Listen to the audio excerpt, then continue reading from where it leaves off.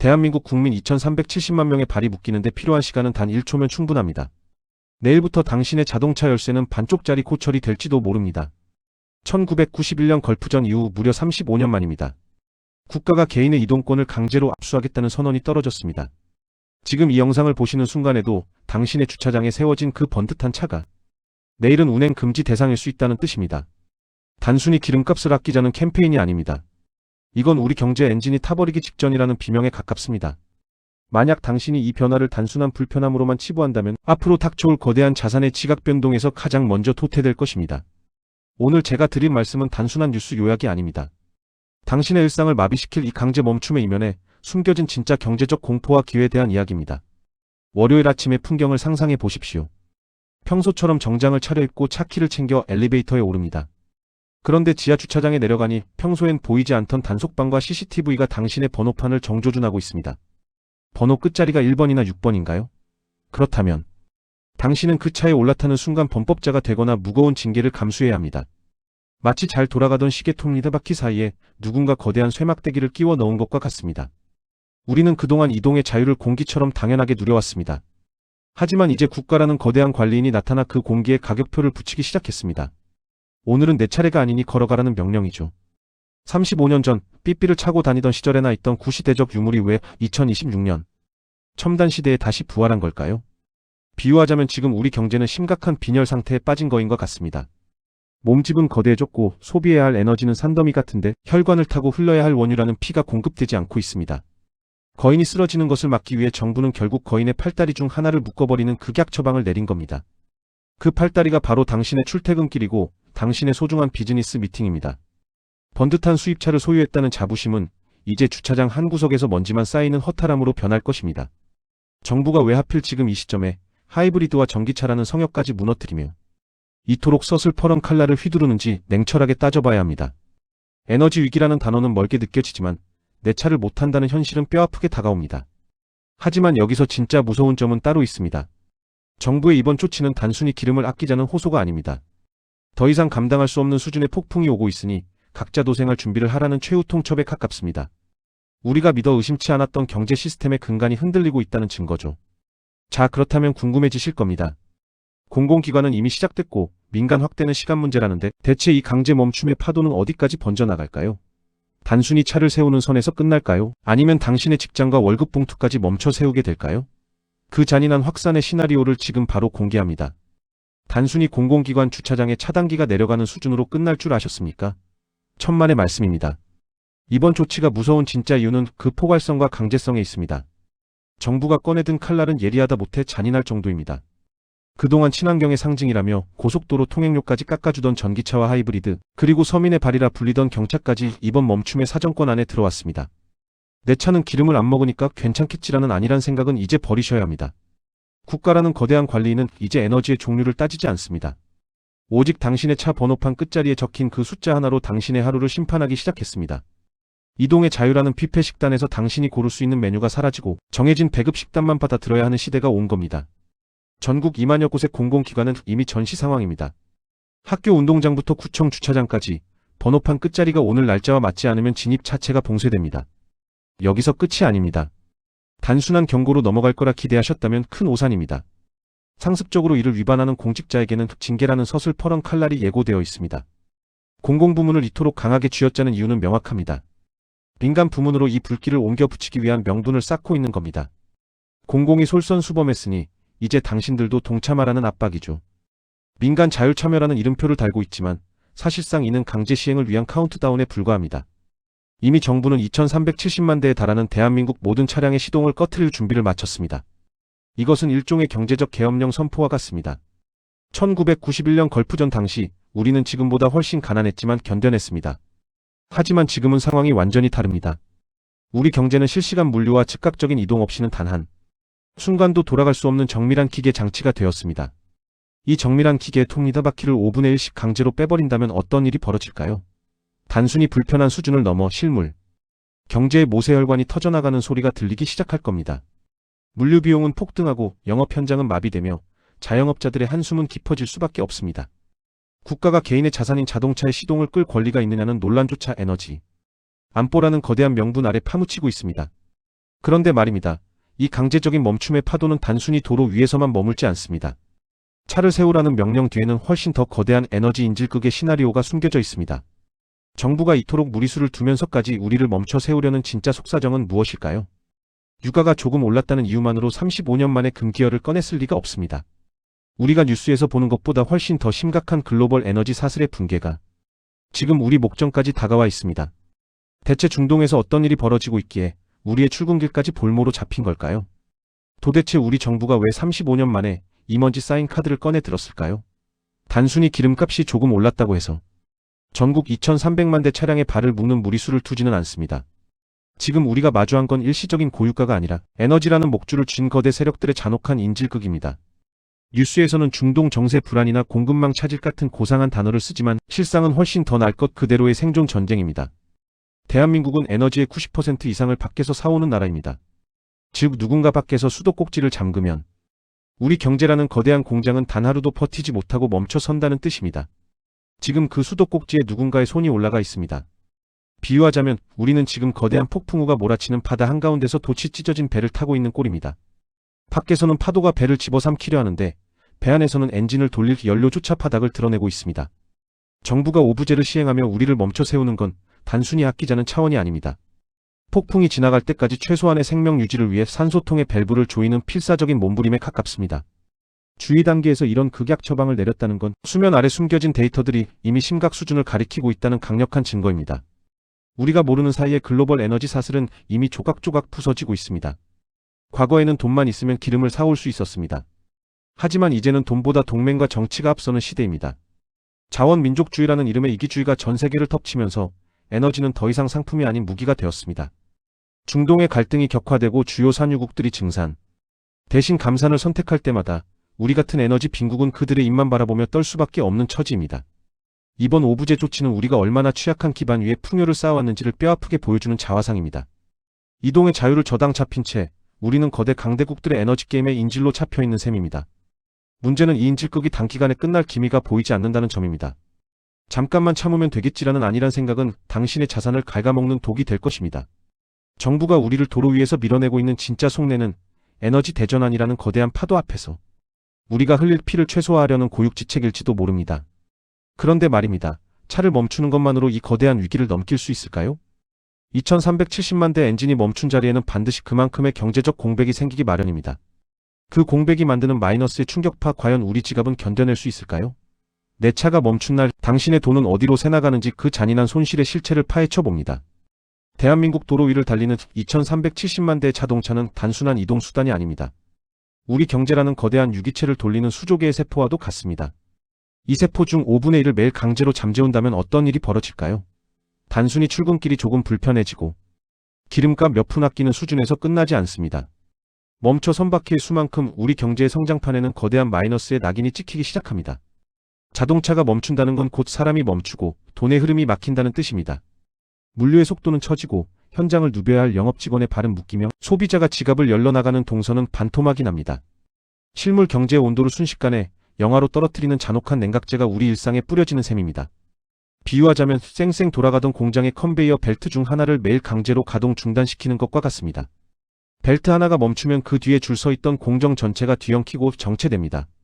1991년 걸프전 당시의 대한민국과 지금의 대한민국은 체급부터가 다릅니다. 그때는 걷거나 버스를 타는 것이 불편함의 문제였지만 지금은 생존과 직결된 비용의 문제입니다. 몸집이 커진 거인이 갑자기 멈춰서면 그 관성에 의해 넘어지는 충격도 훨씬 파괴적일 수밖에 없습니다.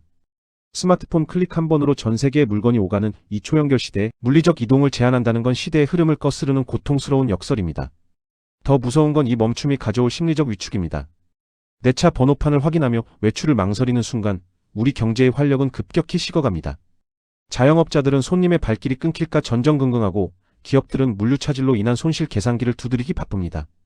정부는 에너지 절약이라는 명분을 내세우지만 그 이면에서 우리 개개인이 감내해야 할 기회비용은 그 누구도 포상해주지 않습니다. 국가 시스템을 유지하기 위해 개인의 역동성을 희생시키는 이 방식이 과연 2026년의 정답일까요? 우리가 당연하게 누려온 이동권에 매겨진 이 가혹한 통행료를 우리는 언제까지 지불해야 하는 걸까요? 이동이 멈춘 자리에는 반드시 거대한 공백이 생깁니다. 하지만 놀랍게도 그 공백은 마이너스로만 남지 않습니다. 누군가에게는 재앙인 이 멈춤이 누군가에게는 새로운 자본의 길을 여는 기회가 되기도 합니다. 도로 위 엔진 소리가 잦아들 때 보이지 않는 곳에서 조용히 미소 짓는 산업들이 있다는 사실을 알고 계십니까? 차를 세우라는 명령이 떨어지자마자 우리 삶의 방식은 이미 강제 재구성 단계에 돌입했습니다. 과연 그 변화의 끝에는 어떤 세상이 기다리고 있을까요? 집 밖으로 나가지 못하는 당신의 발을 대신해 돈을 벌어다 줄 새로운 권력의 정체를 지금 공개합니다. 이제 도로는 비워지고 대신 보이지 않는 디지털 고속도로가 뜨겁게 달궈지기 시작합니다. 정부가 차량 오부제와 함께 재택근무 권고라는 카드를 꺼내든 건 단순한 배려가 아닙니다. 물리적 이동을 통제하는 대신 우리 삶의 공간 자체를 강제로 재구성하겠다는 선언입니다. 어제까지만 해도 당연했던 출근이라는 의식이 이제는 국가 에너지를 좀먹는 사치스러운 행위가 되어버린 셈입니다. 거대한 오피스 빌딩으로 수만 명의 인파를 실어 나르던 버스와 지하철의 활기는 줄어들고 대신 각자의 집 거실이 작은 사무실로 변하는 기묘한 풍경이 펼쳐집니다. 이것은 이동이 사라진 자리에 들어선 새로운 권력, 즉 공간의 경제학이 시작되었음을 의미합니다. 비유하자면 거대한 댐의 수문을 막아버리자 물줄기가 예기치 못한 샛길로 무섭게 쏟아져 들어오는 꼴입니다. 도로 위 엔진 소리는 잦아들었지만 그 에너지는 고스란히 데이터와 페달망이라는 새로운 혈관으로 옮겨갔습니다. 밖으로 나가지 못하는 당신의 발을 대신해 누군가는 문 앞까지 물건을 실어 나르고 누군가는 화면 너머로 업무를 지시합니다. 오피스 상권의 식당들은 파리를 날리지만 주택가 골목의 배달 전문점들은 유례없는 호황을 누립니다. 이동의 자유를 뺏긴 대가로 우리는 연결의 편리함이라는 달콤한 마약을 처방받은 셈입니다. 하지만 이 편리함 뒤에는 우리가 반드시 치러야 할 또 다른 계산서가 숨겨져 있습니다. 기업들은 이제 직원의 업무 성과보다 이동 비용과 공간 유지비를 먼저 계산하기 시작했습니다. 출근하지 않아도 회사가 돌아간다는 사실을 깨닫는 순간 비싼 임대료를 내며 강남 한복판에 사무실을 유지할 이유가 사라지기 때문입니다. 노동의 형태가 바뀌면 자본의 흐름도 바뀝니다. 부동산 시장의 지도는 다시 그려지고 대면 서비스업의 종사자들은 생존을 위협받는 극단적인 양극화가 가속화됩니다. 국가가 에너지 절약을 위해 우리를 집안에 가두는 동안 보이지 않는 곳에서는 거대한 부의 재편이 일어나고 있습니다. 이 변화의 파도를 타지 못하는 이들에게 오부제는 그저 불편한 규제일 뿐이지만 판을 읽는 자들에게는 새로운 시장의 탄생입니다. 이동이 멈춘 세상, 우리는 과연 이전의 활기찬 일상으로 돌아갈 수 있을까요? 아니면 이 강제적인 고요가 우리의 새로운 표준이 되어버리는 걸까요? 우리는 이미 코로나 시절을 통해 경험했습니다. 한번 바뀐 삶의 궤적은 결코 과거로 온전하게 회귀하지 않는다는 사실을 말입니다. 그런데 말입니다. 이 모든 혼란 속에서도 우리가 잊지 말아야 할 역사적 키시감이 있습니다. 35년 전 걸프전 당시 우리 선배들은 지금보다 훨씬 더 가혹한 통제 속에서도 기적 같은 성장을 일궈냈습니다. 하지만 지금의 우리는 그때와 무엇이 다르고 또 무엇이 같을까요? 과거의 유령이 오늘 우리에게 던지는 뼈아픈 질문, 그 정체를 지금 바로 공개합니다. 우리는 과거의 위기 앞에서 언제나 기적을 써내려왔던 민족입니다. 1991년 걸프전의 포화 속에서도 1997년 외환위기의 절망 속에서도 대한민국은 허리띠를 졸라매며 일어섰습니다. 당시 우리 선배들은 금부치를 내놓고 텅 빈 도로 위를 걷는 불편을 기꺼이 감수하며 국가의 부도를 막아냈습니다. 정부가 지금 35년 만에 오부제를 소환하며 국민의 마음을 모으자고 외치는 건 바로 그 승리의 기억을 자극하고 싶은 겁니다. 하지만 냉정하게 짚어봅시다. 그때 우리와 지금의 우리는 본질적으로 무엇이 다를까요? 과거의 위기가 주머니 속에 돈이 없어서 온 가난의 고통이었다면 지금의 위기는 에너지라는 산소가 끊길지도 모른다는 풍요 속의 질식입니다. 비유하자면 우리는 그동안 화려한 조명과 에어컨이 펄펄 돌아가는 거대한 성 안에서 파티를 즐겨온 셈입니다. 그 성을 유지하는 발전기의 연료가 어디서 오는지, 누가 그 수도꼭지를 쥐고 있는지 관심조차 없었습니다. 돈만 내면 언제든 기름을 채울 수 있다는 오만이 우리를 지배해왔죠. 하지만 이제 그 성의 주인들이 문을 걸어 잠그기 시작했습니다. 35년 전보다 우리는 수십 배 더 부유해졌고 손에는 최첨단 스마트폰을 들고 있지만 에너지 주권만큼은 여전히 벼랑 끝에 서 있는 부유한 노예에 불과하다는 사실이 이번 오부제로 만천하에 드러난 겁니다. 국가가 개인의 자동차 열쇠를 압수해야만 유지되는 시스템, 이것이 우리가 그토록 자랑하던 선진국의 민낯입니다. 과거 IMF 시절의 금 모으기 운동이 자발적인 희생이었다면 지금의 오부제는 시스템에 의한 강제적 통제입니다. 마음을 모으면 이겨낼 수 있다는 구호 뒤에는 사실 시스템이 무너지기 전에 개인이 먼저 멈추라는 서늘한 명령이 숨어 있습니다. 우리는 과연 이 통제를 기꺼이 받아들일 준비가 되어 있습니까? 아니면 그저 지나가는 소나기라고 믿으며 하늘만 바라보고 계신가요? 35년 전 걸프전 때보다 훨씬 복잡하고 정교해진 현대 경제에서 이 강제적인 멈춤은 단순한 인내를 넘어 우리 삶의 근간을 뒤흔드는 거대한 균열을 만들고 있습니다. 이 균열은 누군가에겐 돌이킬 수 없는 추락이지만 누군가에겐 새로운 부의 지도가 그려지는 기점이 됩니다. 이제 우리는 선택해야 합니다. 국가가 정해준 요일에만 움직이는 수동적인 시민으로 남을 것인지 아니면 이 통제 이면에서 움직이는 거대한 자본의 흐름을 먼저 포착할 것인지 말입니다. 도로는 비워지고 엔진 소리는 사라지고 있지만 돈의 흐름은 그 어느 때보다 역동적으로 요동치고 있습니다. 위기는 이미 우리 집 문턱을 넘었습니다. 그리고 그 문턱 너머에는 내 차가 멈춘 날에도 당신의 자산을 불려줄 잔혹할 만큼 선명한 투자 지형도가 새롭게 그려지고 있습니다. 모두가 불편함에 매몰되어 있을 때 위기를 돈으로 바꾸는 자들의 은밀한 전략은 무엇일까요? 그 승리 지침서를 지금 바로 펼쳐보겠습니다. 남들이 번호판 끝자리를 확인하며 한숨을 내쉴 때 진짜 부의 흐름을 쫓는 자들은 이미 다른 숫자를 계산하고 있습니다. 차량 오부제라는 이 가혹한 통제가 일상이 되는 순간 우리 자산의 지형도는 완전히 다시 그려지기 때문입니다. 이제 기름값은 단순히 주유소 전광판에 적힌 숫자가 아닙니다. 기업의 생존을 결정하고 당신의 주식계좌 수익률을 좌지우지하는 절대 지표가 되었습니다. 누군가에게 이동의 제한은 발을 묶는 족쇄지만 에너지 패러다임의 거대한 전환을 읽는 사람에게는 일생일대의 파도와 같습니다. 이 파도를 타고 저 멀리 나아갈 것인지 아니면 해안가에 서서 휩쓸려 사라질 것인지 결정해야 할 골든타임이 바로 지금입니다. 비유하자면 거대한 공룡들이 지배하던 지구에 빙하기가 찾아온 꼴입니다. 덩치 크고 기름을 많이 먹던 내연기관 중심의 산업들은 이제 급격히 체온이 떨어지며 도태될 준비를 하고 있습니다. 반면 적은 에너지로도 효율적으로 움직이는 포유류 같은 기술 기업들은 이 추이를 틈타 주인공으로 대비하고 있죠. 에너지 효율화 솔루션, 지능형 전력망, 그리고 이동을 대체하는 초고속 통신망까지. 오부제라는 채찍질은 이들의 성장을 수년은 앞당기는 강력한 촉매제가 될 것입니다. 당신의 포트폴리오에 아직도 과거의 영광만 가득하다면 이번 오부제 경고장은 당신의 자산이 동사하기 직전이라는 마지막 경고음일지도 모릅니다. 국가는 시스템을 지키기 위해 당신의 자동차를 멈춰 세웠지만 자본은 멈추지 않습니다. 오히려 그 멈춤이 만든 진공 상태를 채우기 위해 더 공격적으로 움직입니다. 화석 연료의 목줄을 잡힌 전통적 제조 강국들의 위기 속에서 에너지 주권을 스스로 쥐려는 신재생. 에너지와 배터리 산업은 이제 선택이 아닌 필수가 되었습니다. 내 차가 언제 쉬느냐를 걱정할 시간에 어떤 기업이 이 에너지 인질극에서 해방될 열쇠를 쥐고 있는가를 집요하게 파고들어야 합니다. 위기는 언제나 준비되지 않은 자의 주머니를 털어 준비된 자의 창고를 채우는 법입니다. 이제 도로는 비워지고 엔진 소리는 찾아들었지만 당신의 눈은 그 어느 때보다 날카롭게 시장의 이면을 후어야 합니다. 국가가 개인의 희생을 담보로 시스템을 지탱하듯 여러분도 자신의 자산을 지키기 위해 철저한 각자 도생의 전략을 세워야 합니다. 오부제라는 이 기묘한 풍경이 우리에게 던지는 마지막 메시지는 명확합니다. 당연한 풍요의 시대는 끝났으니 새로운 생존의 지도를 그리라는 것이죠. 자, 그렇다면 이 거대한 통제의 끝에서 우리는 어떤 모습으로 서 있게 될까요? 불편한 시민으로 남을 것인가? 아니면 변화의 승자로 거듭날 것인가? 그 운명을 가를 마지막 선택의 순간이 다가오고 있습니다. 결국 국가는 거대한 시스템을 지탱하기 위해 개인의 일상이라는 가장 작은 단위의 희생을 선택했습니다. 차량 오부제는 그 서막일 뿐입니다. 우리는 앞으로 더 자주, 더 강력하게 당연했던 것들을 포기하라는 요구를 받게 될 것입니다. 어제까지는 내 마음대로 시동을 걸고 어디든 떠날 수 있었지만 이제는 국가가 허락한 요일에만 움직일 수 있는 허가제 이동의 시대로 접어들었습니다. 이것은 단순한 불편함을 넘어 우리가 누려온 자유의 유효기간이 끝나가고 있다는 서늘한 경고장입니다. 이제는 국가가 나를 지켜줄 것이라는 막연한 기대 대신 스스로 생존의 길을 찾는 각자 도생의 전략이 그 어느 때보다 절실한 시점입니다. 비유하자면 우리는 지금 사막 한가운데서 물이 떨어져 가는 오아시스를 지키고 있는 셈입니다. 관리는 물을 아끼기 위해 배급제를 선언했고 우리는 그 통제에 따라야만 목숨을 부지할 수 있습니다. 하지만 똑똑한 이들은 배급받은 물통만 바라보고 있지 않습니다. 스스로 우물을 팔도구를 준비하거나 이 메마른 사막을 벗어날 수 있는 새로운 이동 수단을 찾기 시작했습니다. 대중교통 루트를 미리 점검하고 에너지 의존도를 낮추는 삶의 방식을 고민하는 건 이제 선택이 아닌 필수 생존 지침입니다. 내 차가 멈춘 날 당신의 삶이 함께 멈추지 않도록 대체 가능한 두 번째 엔진을 마련해야 한다는 뜻입니다. 국가적 위기는 언제나 개인의 인내를 먹고 자라지만 그 인내의 시간을 기회로 바꾸는 건 오직 당신의 몫입니다.